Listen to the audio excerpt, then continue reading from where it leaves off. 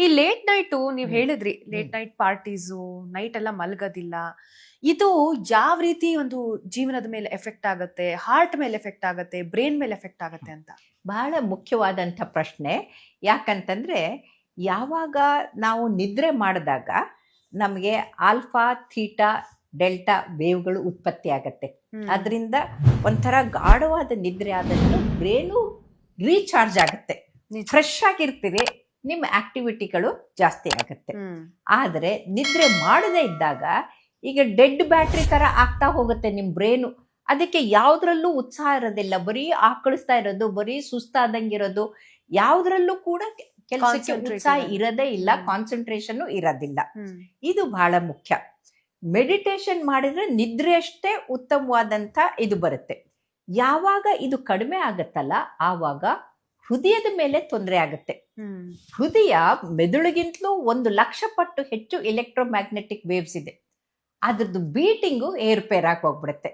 ಈಗ ನಾನು ಇಷ್ಟು ವಯಸ್ಸಾದ್ರೂ ಕೂಡ ನನ್ನ ಬ್ಲಡ್ ಪ್ರೆಷರು, ನನ್ನ ಹಾರ್ಟ್ ರೇಟು ಬಹಳ ಸ್ಥಿಮಿತವಾಗಿದೆ. 70 heart pulse rate, 100/70 BP.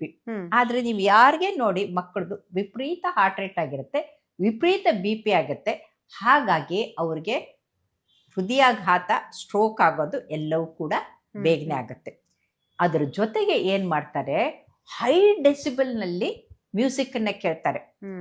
High decibel ಅಂದ್ರೆ ಏನು, ಕಿವಿಗೆ ಹೊಡ್ಕೊಳ್ಳೋ ಹಾಗೆ, ಎದೇನೋ ಡಬ ಡಬ ಅಂತ ಇರುತ್ತೆ, ಬ್ರೇನು ಇದಾಗತ್ತೆ. ಆ ಹೈ ಡೆಸಿಬಲ್ಲು ಮ್ಯೂಸಿಕ್ ಕೇಳಿದಾಗ ಬ್ರೇನ್ ಇಂದ ಇರಾಟಿಕ್ ಆಗಿ ಇಲೆಕ್ಟ್ರಿಕ್ ಮ್ಯಾಗ್ನೆಟಿಕ್ ವೇವ್ಸ್ ಬಂದ್ಬಿಟ್ರೆ ನಿಮ್ಮ ಹೃದಯದ ಮಿಡಿತ ಕೂಡ ಪಟ ಪಟ ಪಟ ಪಟ ಅಂತ ಆಗ್ಬಿಟ್ಟು ಅಲ್ಲೇ ಕುಸಿದ್ ಬೀಳ್ತಾರೆ. ಒಂದು ಕಡೆಗೆ ಕುಡ್ದಿರ್ತಾರೆ, ವ್ಯಾಸೋಡೈಲ್ಟೇಷನ್ ಆಗಿರುತ್ತೆ. 2 ನಿದ್ರೆ ಮಾಡಿರೋದಿಲ್ಲ, 3 ಹೈ ಡೆಸಿಬಲ್ ಮ್ಯೂಸಿಕ್ ಕೇಳ್ತಾರೆ. ಈ 3 ಡೆಡ್ಲಿ ಕಾಂಬಿನೇಷನ್ ಅಂತಂದ್ರೆ ಅಲ್ಲೇ ಕುಸಿದ್ ಬೀಳ್ತಾರೆ. ಆಮೇಲೆ ನೀವು ಹೀರೋಗಳಿದ್ದವರು ಝೀರೋಗಳಾಗಿ ಹೋಗ್ಬಿಡ್ತೀರಿ. ಪ್ರಯೋಜನ ಏನು? ಕಷ್ಟಪಟ್ಟು ತಂದೆ ತಾಯಿ ಬೆಳೆಸಿದ್ದೇ ಪ್ರಯೋಜನ ಇಲ್ವಲ್ಲ. ಇದು ಯಾಕೆ ಅಂದ್ರೆ ಅಂಧ ಅನುಕರಣೆ, ಪಾಶ್ಚಾತ್ಯರ ಅನುಕರಣೆ ಮಾಡ್ತಾ ಇದ್ದಾರೆ. ನಮ್ಮ ಮ್ಯೂಸಿಕ್ ನಲ್ಲಿ ಹೈ ಡೆಸಿಬಲ್ ಇಲ್ವೇ ಇಲ್ಲ. ಒಂಥರ ಸೂತ್ನಿಂಗು ಮ್ಯೂಸಿಕ್ ಥೆರಪಿ ಕೊಡ್ತೀವಿ, ಅದು ಕೇಳಿದಷ್ಟು ಮನಸ್ಸು ಆನಂದಕರ ಆಗತ್ತೆ. ಆ ಮ್ಯೂಸಿಕ್ ಕೇಳೋದ್ರಿಂದ ವಿಕೃತವಾಗತ್ತೆ ಮನಸ್ಸು, ಬ್ರೇನ್ಗೆ ರೆಸ್ಟ್ ಸಿಗೋದಿಲ್ಲ. ಇದು ಮಲಗುವಂತ ಪ್ಯಾಟರ್ನ್ ಯಾವ ತರ ಇರ್ಬೇಕು ಮ್ಯಾಮ್? ಅಂದ್ರೆ ಎಷ್ಟು ಗಂಟೆಗಳ ಕಾಲ ನಿದ್ದೆ ಮಾಡ್ಬೇಕು? ಹಾಗೆ ಅತಿ ನಿದ್ದೆ ಮಾಡಿದ್ರು ಕೂಡ ಆಲಸ್ಯತನ ಬರುತ್ತೆ ಅಂತ ಹೇಳ್ತಾರೆ. ಸೊ ನಿದ್ರಾ ಪ್ಯಾಟರ್ನ್ ಯಾವ ತರ ಇರ್ಬೇಕು ಅಂತ? ಮಲಗೋದು ಬಹಳ ಮುಖ್ಯ. ಮಲಗಿದಷ್ಟು ನಮ್ಮ ಮನಸ್ಸು ಅದಕ್ಕೆ ಒಂದು ರೆಸ್ಟ್ ಸಿಕ್ಕತ್ತೆ. ಹುಟ್ಟಿದ ಮಗು 1 ತಿಂಗಳವರೆಗೂ 18 ಗಂಟೆ ಮಲಗುತ್ತೆ. ಯಾಕಂದ್ರೆ ಆ ಸಮಯದಲ್ಲಿ ಅದ್ರ ಬ್ರೈನ್ ಡೆವಲಪ್ಮೆಂಟ್ ಆಗ್ತಾ ಇರತ್ತೆ. ಅದ ನಂತರ ಅದು ಕ್ರಮೇಣವಾಗಿ 14-12 ಗಂಟೆ ಮಾಡಿಕೊಂಡು ಶಾಲೆಗೆ ಹೋಗೋ ಅಷ್ಟೊತ್ತಿಗೆ ಅದು 10-12 ವರ್ಷಕ್ಕೆ ಬಂದ್ಬಿಟ್ಟಿರುತ್ತೆ. ಆಮೇಲೆ ದೊಡ್ಡವರಾಗ್ತಾ ಇದ್ದಂಗೆ 8 ಗಂಟೆಗೆ ಬರುತ್ತೆ. ಯುವಕರಾದಾಗ 6-7 ಗಂಟೆ ಸಾಕಾಗತ್ತೆ. ಇನ್ನದು ವಯಸ್ಸಾದವ್ರಿಗೆ 6-7 ಗಂಟೆ ನಿದ್ರೆ ಸಾಕಾಗತ್ತೆ. ಆದ್ರೆ ಯಾರು 3 ಗಂಟೆಗಿಂತಲೂ ಕಡಿಮೆ ನಿದ್ರೆ ಮಾಡ್ತಾರಲ್ಲ ಅವ್ರಿಗೆ ಹೃದಯಾಘಾತ ಹೆಚ್ಚಾಗತ್ತೆ. ಹಾಗಾಗಿ ಈ ನಿದ್ದೆ ಪ್ಯಾಟರ್ನ್ ಅನ್ನೋದು early to bed early to rise makes a man healthy wealthy and wise. ಇದನ್ನ ನಾವು ಕಲ್ತಿದ್ವಿ. 7:30 8 ಗಂಟೆಗೆಲ್ಲ ಊಟ ಮಾಡಿ 9 ಗಂಟೆಗೆಲ್ಲ ಮಲಗ್ಬಿಡ್ತಾ ಇದ್ವಿ.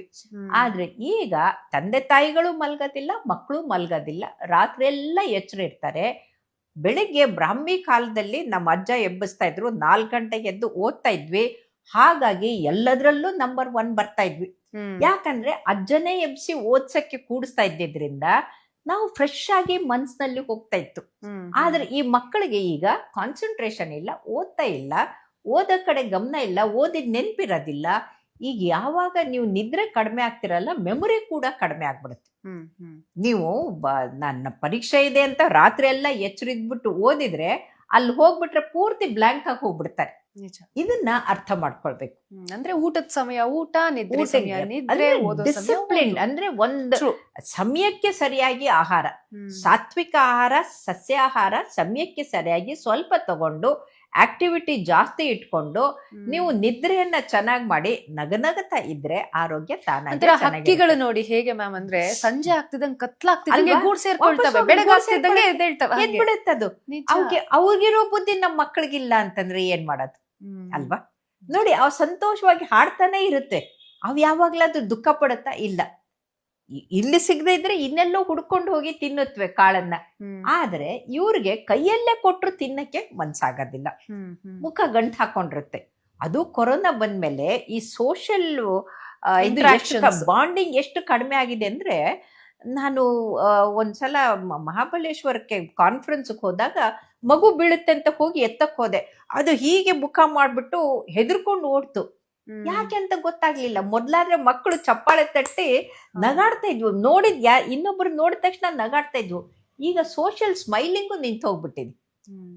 ಯಾಕೆ ಅಂತ ಕೇಳಿದೆ. ಇಲ್ಲ, ನಾವು ಪೀಡಿಯಾಟ್ರಿಷಿಯನ್ ಹತ್ರ ಕರ್ಕೊಂಡೋಗಿ ಟೆಸ್ಟ್ ಮಾಡಿದ್ವಿ, ಏನೂ ಇಲ್ಲ ಅಂತಂದ್ರು. ನಾನು ಕೇಳಿದೆ, ಏನು ಆಟಿಸಮ್ ಏನಾದರೂ ಇದೆನಾ ನೋಡಿ ಅಂತ ಕೇಳಿದೆ. ಇಲ್ಲ ಏನಿಲ್ಲ, ಈ ಕೊರೋನಾ ಬಂದಿದ್ರಿಂದ ನಾವು ಯಾರು ಬರದ ಹಾಗೆ ನೋಡ್ಕೊಂಡ್ವಲ್ಲ, ಹಾಗಾಗಿ ಸೋಷಿಯಲ್ ಇಂಟ್ರಾಕ್ಷನ್ ಅನ್ನೋದು ಇಲ್ಲ. ಕಡಿಮೆ ಆಗೋಗಿರುತ್ತೆ ಹೌದು. ಮಕ್ಕಳಿಗೆ. ಸೊ ಹಾಗಾಗಿ ಮಕ್ಕಳಿಗೆ ತುಂಬಾನೇ ತಪ್ಪು ಮಾಡ್ತಾ ಇದ್ದೀವಿ. ಅವರ ಭವಿಷ್ಯವನ್ನ ತಂದೆ ತಾಯಿಗಳು ಹಾಳು ಮಾಡ್ತಾ ಇದ್ದಾರೆ ಅಂತ ನನ್ಗೆ. ಸೊ ಹಂಗಂದ್ರೆ ಎಲ್ಲೋ ಒಂದ್ ಕಡೆ ಪೇರೆಂಟಿಂಗ್ ಫೇಲ್ ಆಗ್ತಾ ಇದೆ ಅಂತ ಅನ್ಸುತ್ತೆ. ಪೇರೆಂಟಿಂಗ್ ಫೇಲ್ ಅಂತ ಹೇಳೋದ್ರ ಬದಲು ಪೇರೆಂಟಿಂಗ್ ಅನ್ನ ಬದಲಾಯಿಸ್ಕೊಳ್ಬೇಕು ಅಂತ. ಹ್ಮ್. ಉದಾಹರಣೆಗೆ ಹೇಳ್ತೀನಿ. ನನ್ನ ತಮ್ಮ ಏನಾದ್ರೂ ಸುಳ್ಳು ಹೇಳಿಬಿಟ್ರೆ, ನಮ್ಮಮ್ಮ ಉರಿಯೋ ಕೋಲನ್ನ ತಗೊಂಡು ಒಲೆಯಿಂದ ಕಟ್ಟಿಗೆನ ಹಿಡ್ಕೊಂಡು ಬೆನ್ನೆತ್ಕೊಂಡು ಸುಳ್ಳು ಹೇಳ್ತೀಯ ಅಂತ ಹೋಗೋಳು. ಹ್ಮ್. ಅವ್ನು ಮುಂದೆ ಜಡ್ಜ್ ಆದ. ಆದ್ರೆ ನಾನು ಒಂದು ಕಾರ್ಯಕ್ರಮಕ್ಕೆ ಹೋಗಿದ್ದೆ. ಎಲ್ಲ ಲಕ್ಷಾಧಿಪತಿಗಳು, ಕೋಟ್ಯಾಧಿಪತಿಗಳು ಸುಂದರವಾಗಿ ಮಾಡಿದ್ರು. ಪುಣ್ಯಕೋಟಿ ನೃತ್ಯ ಮಾಡ್ತಾ ಇರ್ಬೇಕಾದ್ರೆ ನಿಮ್ಮ ಹಾಗೆ ನಿರೂಪಕ್ಕೆ ಮಕ್ಕಳನ್ನ ಕರೆದ್ಬಿಟ್ಟು, ಮಗು ನೀನ್ ಎಂದಾದ್ರೂ ಸುಳ್ಳು ಹೇಳಿದೀಯಾ ಅಂತಂದ್ರು. ವಾಟ್ಸ್ ದ್ಯಾಟ್ ಅಂತ ಕೇಳ್ತು. ಒಂದು ಕನ್ನಡ ಬರಲ್ಲ, ಮಾತೃಭಾಷೆ ಬರಲ್ಲ. ನೀವು ಮಾತೃಭಾಷೆಯಲ್ಲಿ ಕಲಿತ್ರೆ ನಿಮ್ಮ ಇಂಟೆಲಿಜೆನ್ಸ್ ಹೆಚ್ಚಾಗತ್ತೆ ಅಂತ ವೈಜ್ಞಾನಿಕವಾಗಿ ಗೊತ್ತಾಗಿದೆ. ಕಲಿಕೆ ಹೆಚ್ಚಾಗತ್ತೆ. ನೀವು ಬೇರೆಯವ್ರ ಭಾಷೆಯಿಂದ ಕಲಿಸಿದ್ರೆ ಅವು ಪ್ಯಾರೆಟ್ಗಳ ತರ ಆಗ್ತಾರೆ, ರಿಪೀಟ್ ಮಾಡ್ತಾರೆ, ಹೊರತಾಗಿ ಸ್ವಂತ ಬುದ್ಧಿ ಇರೋದಿಲ್ಲ. ಎಕ್ಸಾಕ್ಟ್ಲಿ. ಆವಾಗ ಅವಳು ಇಂಗ್ಲಿಷ್ ನಲ್ಲಿ ಕೇಳಿದ್ರು, have you ever spoken lies ಅಂತ. ಎಸ್ ಅಂತ. ವೆನ್ ಅಂತ ಕೇಳಿದ್ರೆ ಎವ್ರಿ ಡೇ ಐ ಸ್ಪೀಕ್ ಅಂತ. ಒಂದಲ್ಲ ಎರಡಲ್ಲ 3-4 ಮಕ್ಕಳು. ಅಂದ್ರೆ ಏನ್ ಮಾಡ್ತಾ ಇದ್ದೀರಿ ನೀವು ತಂದೆ ತಾಯಿಗಳು? ಇವರು ಸುಳ್ಳು ಹೇಳಿರ್ತಾರೆ, ಕಲ್ಸ್ಕೊಡ್ತಾ ಇದ್ದಾರೆ. ಸೊ ಹಾಗಾಗಿ ಏಡಿ ಕಥೆನೆ ಹೇಳ್ಬೇಕು. ಒಂದು ಮಗು ಏಡಿ ತನ್ನ ಮರಿಗೆ ಹೇಳ್ತಂತೆ, ಪುಟ್ಟ ಮುಂದೆ ಮುಂದೆ ನಡಿಬೇಕು, ಅಡ್ಡಡ್ಡ ಯಾಕೆ ಹೋಗ್ತಾ ಇದೀಯಾ ಅಂತ.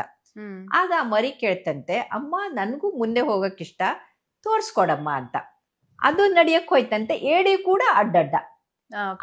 ಅಮ್ಮನ್ ಕಾಲೇ ಅಡ್ಡ ಆದ್ರೆ ಇನ್ನು ಮಗು ಕಾಲ್ ಮುಂದೆ ಹೆಂಗ್ ಹೋಗುತ್ತೆ? ಎಂಥ ಒಳ್ಳೆ ಮಾತಾಡಲ್ವಾ. ಸೊ ತಂದೆ ತಾಯಿಗಳು ಏಡಿ ಆಗ್ಬಾರ್ದು. ಅವ್ರ ಜೀವನ ಬದಲಾಯಿಸ್ಕೊಂಡು ಮಕ್ಕಳ ಭವಿಷ್ಯವನ್ನ ಕಟ್ಟುವಂತ ತಂದೆ ತಾಯಿಗಳಾಗ್ಬೇಕೆ ಹೊರತಾಗಿ ತಮ್ಮ ಶೋಕಿಗೋಸ್ಕರ, ತಮ್ಮ ಮಜಾಕ್ಕೋಸ್ಕರ ಅವರು ಪಾರ್ಟಿ ಮಾಡ್ಕೊಂಡು ಮಕ್ಕಳನ್ನು ಕರ್ಕೊಂಡು ಹೋಗಿ ಅವ್ರಿಗೆ ತಿನ್ಬಾರ್ದನ್ನ ತಿನ್ನಿಸಿ ಅವರನ್ನ ಹಾಳು ಮಾಡೋದು ಸರಿ ಅಲ್ಲ ಅಂತ ನನ್ಗನ್ಸುತ್ತೆ. ಮ್ಯಾಮ್, ಈಗ ಹೇಗೆ ಅಂತಂದ್ರೆ, ಈಗ ಪೇರೆಂಟಿಂಗ್ ನೀವ್ ಹೇಳಿದ್ರಿ, ತಪ್ಪಲ್ಲ, ಕೆಲವೊಂದೊಂದ್ ಕಡೆ ಮಿಸ್ಟೇಕ್ಗಳಾಗತ್ತೆ, ಸರಿ ಮಾಡ್ಕೊಳ್ಳೋಂಥ ಅವಕಾಶಗಳಿದೆ, ಸರಿ ಮಾಡ್ಕೊಳ್ಬೇಕು ಅಂತ ಹೇಳಿ. ನನಗೆ ನನ್ನ ಫ್ರೆಂಡ್ ಒಬ್ರು ಕೇಳ್ತಾ ಇದ್ದಂಥ ಮಾತಿದು ಏನಂತಂದ್ರೆ, ಇಬ್ರು ವರ್ಕಿಂಗ್, ಗಂಡ ಹೆಂಡತಿ ಇಬ್ರು ವರ್ಕ್ ಮಾಡ್ತಾರೆ. ಸೊ ಮಗುಗೆ ಟೈಮ್ ಎಷ್ಟಾಗತ್ತೋ ಅಷ್ಟು ಟೈಮನ್ನ ಕೊಡೋಕೆ ಪ್ರಯತ್ನ ಪಡ್ತಾರೆ. ಜೊತೆಗೆ ಮಗುಗೆ ಇತ್ತೀಚೆಗೆ ಒಂದು ಪ್ರಾಬ್ಲಮ್ ಶುರು ಆಗಿರುವಂಥದ್ದು ಏನು ಅಂತಂದ್ರೆ, ಮೂಳೆಗಳ ಸವೆತ ಆಗಿರ್ಬೋದು. ಅಂದ್ರೆ ತುಂಬಾ ಚಿಕ್ಕ ಮಗು, 8-9 ವರ್ಷ ಇರುವಂತಹ ಮಗು. ಆ ಮಗುಗೆ ಇವಾಗ ಮೂಳೆಗಳ ಸವೆತ. ಏನಕ್ಕೆ ಅಂತ ಕೇಳಕ್ ಹೋದ್ರೆ, ಇಲ್ಲ ನಾನೆಲ್ಲ ಫುಡ್ ಕೊಡ್ತೀನಿ, ಎಲ್ಲಾ ತರದ್ ಒಳ್ಳೆ ಫುಡ್ಡೇ ಇದನ್ ಮಾಡ್ತೀನಿ, ಆದ್ರೆ ನನಗೆ ಬಿಸ್ಲಿಗೆ ಕರ್ಕೊಂಡು ಹೋಗಕ್ ಆಗ್ತಾ ಇಲ್ಲ. ಈ ವಿಟಮಿನ್ ಡಿ ಅನ್ನೋದು ನ್ಯಾಚುರಲ್ ಆಗಿ ಸಿಗುವಂಥದ್ದು, ಅದು ಸಿಗ್ತಾ ಇಲ್ಲ. ಯಾಕೆ ಅಂತಂದ್ರೆ ಬೆಳಗ್ಗೆನೆ ಸ್ಕೂಲ್ ಇರುತ್ತೆ, 7-7:30 ಸ್ಕೂಲ್ ಬಿಟ್ಟು ನಾವು ಆಫೀಸಿಗೆ ಹೋಗ್ಬೇಕು. ಸಂಜೆ ಬರ್ತಾ ಇದ್ದಂಗೆ ನಮಗೆ ಸಮಯ ಸಿಗೋದಿಲ್ಲ ಅಂತ ಟ್ಯೂಷನ್ಸ್ಗೆ ಹಾಕಿರ್ತೀವಿ, ಟ್ಯೂಷನ್ಗೆ ಹೊರಟೋಗ್ತಾರೆ ಅಥವಾ ಕ್ಲಾಸಸ್ಗಳಿಗೆ ಹೊರಟೋಗ್ತಾರೆ, ಬಿಸಿಲು ಸಿಗ್ತಾ ಇಲ್ಲ. ಅದ್ರ ಪರ್ಯಾಯವಾಗಿ ನಾವ್ ಏನ್ ಮಾಡ್ಬೇಕು, ಕೆಲವೊಂದು ಮೊಟ್ಟೆಗಳನ್ನ ತಿನ್ಸೋದ್ ಮಾಡ್ತಾ ಇದೀವಿ, ಆದ್ರೆ ಸಾಕಾಗ್ತಾ ಇಲ್ಲ ಅಂತ ಹೇಳುವಂತ ಮಾತು. ಇಲ್ಲಿ 2 ಮೊಟ್ಟೆದು ಆಮೇಲೆ ತಗೋಣ, ಮೊದಲು ಸೂರ್ಯನ ತಗೋಣ. ಇನ್ನೇನು 25ನೇ ಏನಂತೀರ ನೀವು, ರಥಸಪ್ತಮಿ ಬರ್ತಾ ಇದೆ. ಈ ರಥಸಪ್ತಮಿಯನ್ನ ಯಾಕೆ ಅವರು ಹಬ್ಬವಂತ ಆಚರಿಸಿದ್ರು, ಸೂರ್ಯನನ್ನ ದೇವರು ಅಂತ ಯಾಕೆ ಆಚರಿಸಿದ್ರು ಅಂತಂದ್ರೆ ವೈಟಮಿನ್ ಡಿಗೋಸ್ಕರ. ವೈಟಮಿನ್ ಡಿ ಡೆಫಿಷಿಯನ್ಸಿ ಆದಾಗ ಒಂದು ಮೂಳೆ ಸವಿಯೋದ್ರ ಅಷ್ಟೇ ಅಲ್ಲ, ಅದರಲ್ಲಿ ಕ್ಯಾಲ್ಸಿಯಮು ವೈಟಮಿನ್ ಡಿ ಡೆಫಿಷಿಯನ್ಸಿಯಿಂದ ಮೂಳೆಗಳು ಸಾಫ್ಟ್ ಆಗತ್ತೆ. ಅದಕ್ಕೆ ಆಸ್ಟಿಯೋಮಲೇಷಿಯಾ ಅಂತೀವಿ, ಇಲ್ಲ ಆಸ್ಟಿಯೋಪೊರೋಸಿಸ್ ಅಂದ್ರೆ ಪೊಳ್ಳಾಗಕ್ಕೆ ಆಸ್ಟಿಯೋಪೊರೋಸಿಸ್ ಅಂತೀವಿ. ಅದ್ರ ಜೊತೆಗೆ ಹಾರ್ಟ್ ಅಟ್ಯಾಕ್ ಕೂಡ ಜಾಸ್ತಿ ಆಗತ್ತೆ. ಯಾಕಂದ್ರೆ ಹೃದಯದ ಸೆಲ್ಸ್ಗಳಿಗೆ ಸ್ನಾಯುಗಳಿಗೆ ಕ್ಯಾಲ್ಸಿಯಂ ಬೇಕು. ಅದು ಕ್ಯಾಲ್ಸಿಯಮು ಮೆಟಬಾಲಿಸಮು ವೈಟಮಿನ್ ಡಿ ಮೇಲೆ ಡಿಪೆಂಡ್ ಆಗಿರುತ್ತೆ, ಅದು ಇಂಟರ್ ಡಿಪೆಂಡೆಂಟು. ಹಾಗಾಗಿ ಹೃದಯಾಘಾತ ಕೂಡ ಹೆಚ್ಚಾಗತ್ತೆ, ಸ್ಟ್ರೋಕ್ ಜಾಸ್ತಿ ಆಗುತ್ತೆ. ಈ ಎಲ್ಲಾ ಕಾಯಿಲೆಗಳು ಬರದೆ ವೈಟಮಿನ್ ಡಿ ಡೆಫಿಷಿಯನ್ಸಿಯಿಂದ. ಆಯ್ತು, ನಿಮಗೆ ಪ್ರತಿದಿನ ಆಗದೆ ಇದ್ರೆ ಶನಿವಾರ ರವಿವಾರ 2 ದಿನ ಇರುತ್ತಲ್ಲ, ಮಗುಗೆ ಚೆನ್ನಾಗಿ ಎಣ್ಣೆ ಹಚ್ಚಿ ಟೆರೆಸ್ ಮೇಲೆ ಕರ್ಕೊಂಡು ಹೋಗಿ ಬಿಸಿಲಲ್ಲಿ ಸೂರ್ಯ ನಮಸ್ಕಾರ ಮಾಡಿ, ನೀವು ಸೂರ್ಯ ನಮಸ್ಕಾರ ಮಾಡಿದ್ರೆ ಆ ಮಗುಗೆ ವೈಟಮಿನ್ ಡಿ ಬರುತ್ತೆ. 1 ದಿನ ವೈಟಮಿನ್ ಡಿ ಬಂದಿದ್ದು ವಾರಕ್ಕೆಲ್ಲ ಅಲ್ಲ, ಇಡೀ ತಿಂಗಳಿಗಾಗತ್ತೆ. ಅಷ್ಟು ಮಾಡಕ್ಕೆ ಏನ್ ಕಷ್ಟ ನಿಮಗೆ? ಆ ಸಮಯ ಯಾವುದು ಮ್ಯಾಮ್? ಅಂದ್ರೆ ಬೆಳಗಿನ ಜಾವ ಸಮಯ ಹೇಳ್ತಾರೆ ಕೆಲವರು. ಹೂ ಬಿಸಿಲು ಅಂದ್ರೆ ಸೂರ್ಯ ಆಗ್ತಾನೆ ಹುಟ್ಟಿದಾನೆ, ಮೇಲೆ ಹೋಗೋದಿಲ್ಲ. ಆ ಹೂ ಬಿಸಿಲಿನಲ್ಲಿ ನಾವು ಮಾಡಿದ್ದೆ ಆದ್ರೆ ವೈಟಮಿನ್ ಡಿ ಡೆಫಿಷಿಯನ್ಸಿ ಜಾಸ್ತಿ ಆಗುತ್ತೆ. ಮೇಲೆ ಬಂದ್ಮೇಲೆ ಸ್ಕಿನ್ ಟ್ಯಾನ್ ಆಗತ್ತೆ, ಆಮೇಲೆ ಸ್ಕಿನ್ ಕ್ಯಾನ್ಸರ್ ಬರುತ್ತೆ. ಈಗ ವಿದೇಶಿಗಳು ಬೀಚ್ ಅಲ್ಲಿ ಮಲ್ಗಿರ್ತಾರಲ್ಲ, ಸ್ಕಿನ್ ಕ್ಯಾನ್ಸರ್ ಬರೋ ಚಾನ್ಸಸ್ ಇರುತ್ತೆ. ಆದ್ರೆ ನಮ್ಮ ದೇಶದಲ್ಲಿ ಏನು, ಸೂರ್ಯ ನಮಸ್ಕಾರ ಮಾಡದೆ ಬೆಳಿಗ್ಗೆ 108 ಸೂರ್ಯ ನಮಸ್ಕಾರ ಮಾಡಿದ್ರೆ 108 ಆಂಬ್ಯುಲೆನ್ಸ್ಗೆ ನೀವು ಫೋನ್ ಮಾಡೋದೇ ಬೇಡ. ಯಾಕಂದ್ರೆ ಇಡೀ ಬದುಕಿಗೆ ಬೇಕಾಗಿರುವಂತ ಸಮಗ್ರವಾದಂತ ಆರೋಗ್ಯ ಆ 12 ಆಸನಗಳಲ್ಲಿ. ಸೂರ್ಯ ನಮಸ್ಕಾರದಲ್ಲಿರೋ 12 ಆಸನ ನಿಮ್ಮ ಆರೋಗ್ಯಕ್ಕೆ ಎಲ್ಲವನ್ನೂ ಕೊಡುತ್ತೆ. ಅಂದ್ರೆ ತಲೆಯಿಂದ ಕಾಲುವರೆಗೂ 256 ಜಾಯಿಂಟು ಲಿಗಮೆಂಟ್ಗಳಿಗೆ ಪೂರ್ತಿ ಎಕ್ಸರ್ಸೈಸ್ ಆಗೋದ್ರಿಂದ ಪರಿಪೂರ್ಣವಾದಂತ ಎಕ್ಸರ್ಸೈಸ್. ಹಾಗಾಗಿ ನಮ್ಮ ಸನಾತನ ಧರ್ಮದಲ್ಲಿ ಎಲ್ಲವನ್ನೂ ಕೂಡ ಅಳವಡಿಸಿದ್ದಾರೆ. ಈ ರಥಸಪ್ತಮಿ ಬಂದಿರೋದೇ ಅದು. ಎಲ್ರು ಏನು 7 ಕುದುರೆ ಮೇಲೆ ಬರ್ತಾನೆ ಅದೆಂತದಂತ ನಗಾಡ್ಬೋದು. 7 ಕುದುರೆ ಅಲ್ಲ, ಆ ಸೂರ್ಯ ಕಿರಣದಿಂದ ಬರುವಂತ 7 ಬಣ್ಣಗಳಿದೆ ಅಲ್ಲ, ಅದು ಕುದುರೆ ರೂಪದಲ್ಲಿ ಅವ್ರು ಹೇಳಿದ್ದು. ಅದು ಸಾಂಕೇತಿಕವಾಗಿ ಕುದುರೆ ಅಂತ ಹೇಳಿರೋದು. 7 ಬಣ್ಣಗಳು.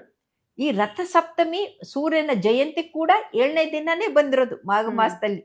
ಹಾಗಾಗಿ ಎಲ್ಲವೂ ಕೂಡ ಸೈಂಟಿಫಿಕ್ ಆಗಿದೆ. ನಮ್ಮ ಯುವಕ ಯುವತಿಯರು ಅರ್ಥ ಮಾಡಿಕೊಂಡು ಆ ಮಕ್ಕಳಿಗೆ, ಮುಂದಿನ ಪೀಳಿಗೆಗೆ ಈ ಉತ್ತಮವಾದಂಥ ಸದ್ಗುಣಗಳನ್ನ, ಸದ್ಭಾವನೆಗಳನ್ನ, ಸದ್ವಿಚಾರಗಳನ್ನ ಬಿತ್ತುವಂತ ಕೆಲಸವನ್ನ ಮಾಡಿದ್ರೆ ಒಳ್ಳೇದಾಗತ್ತೆ. ಹಾಗಾಗಿ ಇವತ್ತು ನನ್ನ ಇಂಟರ್ವ್ಯೂ ಮಾಡಿ ನೀವು ಇಷ್ಟು ಜನರಿಗೆ, ವೀಕ್ಷಕರಿಗೆ ತಿಳಿಸ್ತಾ ಇದ್ದೀರಂದ್ರೆ ಅದು ಕೂಡ ಒಂದು ಸತ್ಕರ್ಮ ಅಂತ ನಾವು ಹೇಳ್ಬೋದು. ಮ್ಯಾಮ್, ನೀವು ಹೇಳಿದ್ರಿ, ಒಂದೊಳ್ಳೆ ಮಾತು ಹೇಳಿದ್ರಿ, ಯುವ ಜನತೆ ಕಲಿಬೇಕು ಅಂತ ಹೇಳಿ. ಆದ್ರೆ ಇತ್ತೀಚಿನ ಯುವ ಜನತೆ ನೀವು ಗಮನಿಸಿರ್ತೀರಾ ಅನ್ಸುತ್ತೆ, ಯಾಕಂದ್ರೆ ಎಲ್ಲೋ ಒಂದ್ ಕಡೆ ದಾರಿ ತಪ್ತಾ ಇರುವಂತದ್ದು ಜಾಸ್ತಿ. ಸೊ ಬಹುಶಃ ಏನಂದ್ರೆ ತಂದೆ ತಾಯಿ ಒಂದ್ ಕಡೆ ಇರ್ತಾರೆ, ಕಲಿಯೋದಕ್ಕೆ ಮಕ್ಕಳು ಒಂದ್ ಕಡೆ ಇರ್ತಾರೆ. ಕೆಲವರು ಹೊರ ರಾಜ್ಯಗಳಿಂದ ಇಲ್ಲಿ ಬಂದು ಇರ್ತಾ ಇರುವಂತದ್ದು. ಹೇಗೆ ಇವರನ್ನ ಅಂದ್ರೆ ಒಂದು ದಾರಿ ಬರ್ಬೇಕು, ಅಥವಾ ಮಕ್ಕಳಲ್ಲಿ ಈ ತರಹದ ಒಂದು ಮನೋಭಾವನೆ ಹುಟ್ಕೊಳ್ಬೇಕು ಅನ್ನುವಂಥದ್ದಾದ್ರೆ ಯಾವ ರೀತಿ ಕಿವಿ ಮಾತು ಹೇಳ್ತೀರಾ? ನೀವು ಕೇಳ್ತಾ ಇರೋದು ಈ ಜಂಜಿಗಳ ಒಂದು ಎಕ್ಸಾಕ್ಟ್ಲಿ ಪ್ರಾಬ್ಲಮ್ ಏನು ಅಂತ. ಈ ಜಂಜಿಗಳಿಗೆ ಏನು ಅಂತಂದ್ರೆ, ಅವರು ಮಕ್ಕಳಾಗಿಲ್ಲ. ಮಕ್ಕಳಿದ್ದಾಗ ಏನಾಗತ್ತೆ, ಬೈದು ಇದ್ ಮಾಡಿ ಏನೋ ಒಂದು ಬುದ್ಧಿ ಹೇಳಿದ್ರೆ ಆಗತ್ತೆ. ಈಗ ನಾವು ಬೆಳೆದಿದ್ದೀವಿ ಅಂತ ಅನ್ಸತ್ತೆ. ಈ ಕಡೆಗೆ ಅವರು ಯುವಕರಾಗ್ಬಿಟ್ಟು ಯೋಚನೆನೂ ಸರಿ ಇಲ್ಲ. ಹಾಗಾಗಿ ಅವರು ಎಡೆಬಿಡಂಗಿಗಳ್ತಾರ. ಹದಿಹರೆಯದ ವಯಸ್ಸು ಹುಚ್ಚು ಕೋಡಿ ವಯಸ್ಸು ಅನ್ನೋ ಹಾಗೆ ಅವ್ರಿಗೆ ಏನು ಇಲ್ಲ. ಪಾಶ್ಚಾತ್ಯರನ್ನ ನೋಡ್ಕೊಂಡು ಒಂದು ಹರ್ಕಲ್ ಜೀನ್ಸ್ ಹಾಕೊಂಡು, ಇದು ಕೂಲ್ ಬಿಟ್ಕೊಂಡು, ಸಿಗರೇಟ್ ಹಿಡ್ಕೊಂಡು, ವೈನ್ ಗ್ಲಾಸ್ ಹಿಡ್ಕೊಂಡು, ಮಜಾ ಮಾಡ್ಕೊಂಡು ಕುಣಿದ್ರೆ ಅದು ಜೀವನ ಅಂತ ತಿಳ್ಕೊಳ್ತಾ ಇದ್ದಾರೆ. ಅದು ಅಲ್ಲ. ನೋಡಿ, ನಾವು ಯುಗಾದಿ ದಿನ ಬೇವು ಬೆಲ್ಲ ತಿಂದು ಎಲ್ರಿಗೂ ಹಂಚಿ ಬದುಕಿನಲ್ಲಿ ಸುಖ ಕಷ್ಟ ನಷ್ಟ ಬಂದ್ರು ನಾವು ಸಮತೋಲವಾಗಿ ತಗೋಣ ಅನ್ನೋದು ಒಂದು ಕಡೆಗೆ. ಆದ್ರೆ ಇವರು ನ್ಯೂ ಇಯರ್ ಅಂತ ಹೋಗ್ಬಿಟ್ಟು ಅಲ್ಲಿ ಕುಡಿದು ಬಿದ್ದು ಹೇಳ್ತಾ ಇದ್ದಾರೆ. ಅಂದ್ರೆ ಹ್ಯಾಂಗ್ ಓವರ್ ಆಗತ್ತೆ. ಇದು ಪಾಶ್ಚಾತ್ಯರ ಅಂಧ ಅನುಕರಣೆ. ನಿಜ. ಕುಡುತ್ತಾ ಅತ್ಯಂತ ಕೆಟ್ಟದ್ದು ಅಂತ. ಇದು ಇವತ್ತು ಹೇಳಿದ್ದಲ್ಲ, ಋಗ್ವೇದದಿಂದ ಬಂದಿದೆ. ಪಂಚಮಹಾಪಾತಕದಲ್ಲಿ ಕುಡಿತ ಒಂದು ಪ್ರಮುಖವಾದಂಥ ಮಹಾಪಾಪ. ಆ ಕುಡಿದಾಗ ಏನಾಗುತ್ತೆ, ಪ್ರತಿ ಸಲ ಕುಡಿದಾಗ 8,000 to 10,000 ಬ್ರೈನ್ ಸೆಲ್ಸ್ ಸಾಯುತ್ತೆ, ಕಣ್ಣು ಕೆಂಪಗಾಗತ್ತೆ, ರಪ್ಚರ್ ಆಗಿರುತ್ತೆ. ಅದು ಅಲ್ದೇ ಲಿವರ್ ಡ್ಯಾಮೇಜ್ ಆಗುತ್ತೆ, ಹೊಟ್ಟೆ ಡ್ಯಾಮೇಜ್ ಆಗುತ್ತೆ, ಹಾರ್ಟ್ ಅಟ್ಯಾಕ್ ಆಗುತ್ತೆ, ಸ್ಯಾಟರ್ಡೆ ನೈಟ್ ಸಿಂಡ್ರೋಮ್ ಆಗುತ್ತೆ, ಕೆಲವ್ರು ಬಿದ್ದವರು ಹೇಳೋದೇ ಇಲ್ಲ. ಸೊ ಇದು ಈ ಕುಡಿತವನ್ನ ಇದು ಏನು ಅಂತಂದ್ರೆ ಎಲ್ಲ ಆಕ್ಸೆಪ್ಟ್ ಮಾಡ್ಕೊಂಡ್ಬಿಟ್ಟಿದ್ದಾರೆ. ಒಂದು ಕಾಲಕ್ಕೆ ಕುಡುಕರು ಊರಿಂದ ಹೊರಗಡೆ ಹೋಗಿ ಕುಡಿತಾ ಇದ್ರು, ಈಗ ಮನೆಯಲ್ಲಿ ಕುಡಿಯಕ್ ಶುರು ಮಾಡಿದ್ದಾರೆ. ಈಗ ಗಲ್ಲಿಗೊಂದು ಗಲ್ಲಿಗೊಂದೇ ಅಂದ್ರೆ ಸರ್ಕಾರನೂ ಅದಕ್ಕೆ ಕಾರಣ, ಅದ್ರ ಜೊತೆಗೆ ಸಮಾಜ ಕೂಡ ಅದ. ಸರ್ಕಾರಕ್ಕೆ ದುಡ್ಡು ಬರ್ತಾ ಇರೋದೇ ಅಬಕಾರಿ ಇಲಾಖೆ. ಬರೀ ಅದು ಒಂದೇ ಅಲ್ಲ, ಅವ್ರಿಗೆ ಡ್ರಗ್ಸೋದಲ್ಲೂ ಕೂಡ ಈಗ ಡ್ರಗ್ಸ್ ಮಾರಾಟ ಆಗ್ತಾ ಇದೆ ಅಂತ ಎಲ್ಲ ಗೊತ್ತು. ಈಗ ಅಲ್ಲಿ ಹಾಸನ್ ಸುತ್ತಮುತ್ತಲು ಯುವಕರು ಸತ್ತಾಗ ಅಷ್ಟೆಲ್ಲ ಡಿಸ್ಕಷನ್ ಮಾಡಿದ್ರು. ಯಾವಾಗ ಮಹಾರಾಷ್ಟ್ರದಿಂದ ಆಂಧ್ರ ಪ್ರದೇಶದಿಂದ ಬಂದು 2 ಫ್ಯಾಕ್ಟ್ರಿಗಳನ್ನ ಅವರು ಸೀಲ್ ಮಾಡಿದ್ರಲ್ಲ, ಸಾವು ನಿಂತು ಹೋಯ್ತು. ಅಂದ್ರೆ ಡ್ರಗ್ಸು ಕೂಡ ಫ್ರೀಯಾಗಿ ಸಿಗ್ತಾ ಇದೆ. ಡ್ರಗ್ಸು ಸ್ಮೋಕಿಂಗು ಎಲ್ಲ ಅವ್ರಿಗೆ ಸಿಗ್ತಾ ಇರೋದ್ರಿಂದ, ಎಲ್ಲಿ ಬೇಕಾದಲ್ಲಿ ಆರಾಮಾಗಿ ಸಿಗ್ತಾ ಇರೋದ್ರಿಂದ ಅದು ಹಾಳಾಗ್ತಾ ಇದ್ದಾರೆ ಮಕ್ಕಳು. ಸೊ ಮಕ್ಕಳು ಹಾಳಾಗಕ್ಕೆ ಬರೀ ತಂದೆ ತಾಯಿಗಳ ಕಾರಣ ಅಲ್ಲ, ಸಮಾಜ ಸರ್ಕಾರ ಕೂಡ ಕಾರಣ ಆಗತ್ತೆ.